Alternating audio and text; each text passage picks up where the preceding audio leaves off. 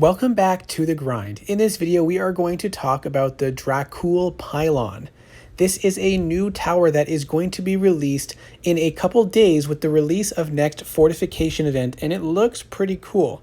The design is very unique. It looks a little more like mystical or not something that is real or true, but they were talking on stream about how, hey, we're playing a game where you fly dragons and destroy bases, so why does everything have to seem real? So this is what it looks like when it's firing the super shot or just the regular shot. It's a beam attack, which is pretty interesting because not very many beam attack towers are used very often because typically they're not as strong. Now, beam attacks are awesome for a lot of dragons these days because they have ways to avoid projectile damage but not beam attacks. So a lot of the strong dragons are weak to beam attack towers. Now, of course, if you have a cloak or a very basic shield, that would prevent you from taking damage, but a lot of spells like Deflecting Gale or similar to that one and Speed Demon on Krelos do not avoid damage from beam attacks. Now, the super shot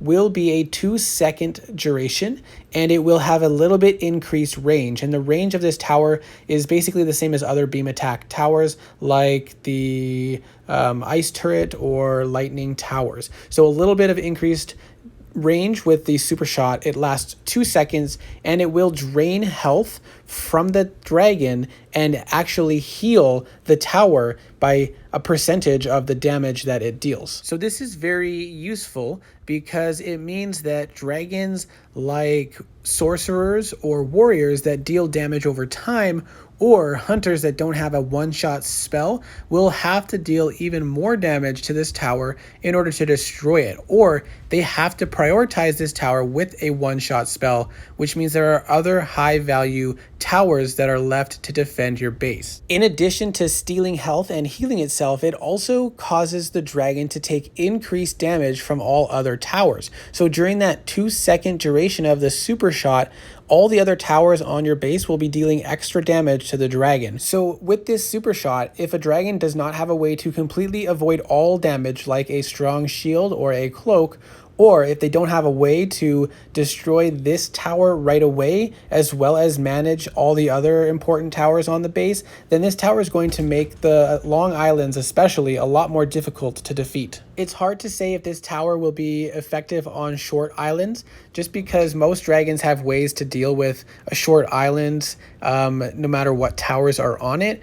But I do feel like, especially on a long island, this tower is going to be quite effective because of the longer range that it will have, the increased damage that it causes dragons to take, and the fact that it heals itself will make it a little bit harder to destroy. The main question people have been asking is this tower going to be better than a fire flak? Because that seems like the tower that most people would replace it with. And in my opinion, I think that this tower will be better because it diversifies your damage type so that not all your damage is projectile based, but more of it is beam based, which allows you to deal more damage against certain dragons than you otherwise would. Also, it's less able to be dodged with cloaks because it continually deals damage rather than firing every second or so. So you can't blink it over and over as easily. And it still functions similar to the fire flak in that it causes dragons to take increased damage as well. And additionally, it heals itself, which is unique. Now, it all comes down to the actual numbers for how it will actually work on the base, how much the tower will heal, how much more damage the dragon will take, and how much attack this tower actually has. But we won't know that until it's fully released, and it could still change after the fact. Now for some more details about the Drakul Pylon. It will cost lumber and electrum bars to build, just like the howitzer tower does. They will be releasing a pylon branch on the 5th, which is the start of this next event, the Fortification event, when this tower is released.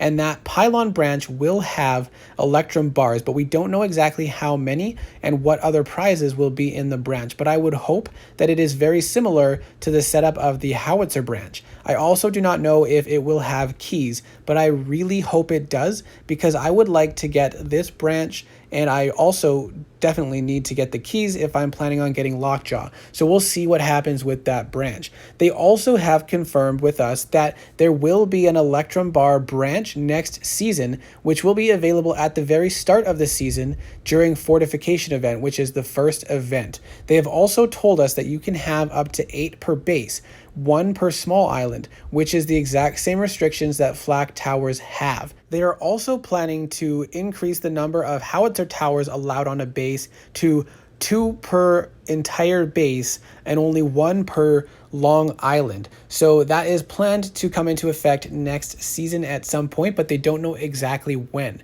They also have said that not in the next season, which is fall season, but the following winter season, they will be allowing the Drakul Pylon to be merged and transformed. So if you don't get all the Electrum bars that you need to maintain the pylon and the howitzer, if you're planning to build them, or multiple pylons, then you will be able to merge and transform in the future. So you don't have to worry if you can't get the branch now and you want to wait it out until then. You will have that opportunity. I personally am very strongly considering building this pylon tower at the start of Fortification event just to see how it goes and how it works on my base, because I'm excited about it.